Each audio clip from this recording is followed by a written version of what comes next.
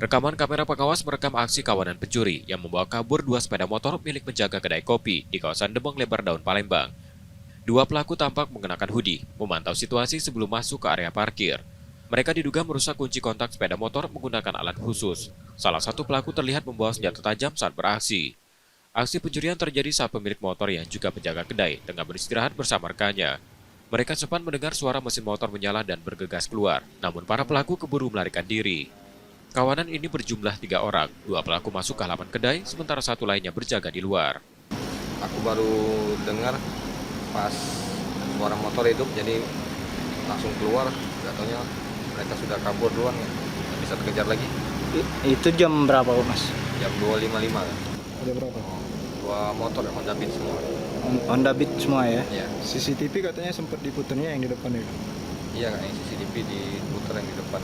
Biar nggak nyorot ke pelaku ya? Nggak kelihatan. Kasus ini telah dilaporkan ke polisi. Rekaman CCTV turut diserahkan sebagai bukti.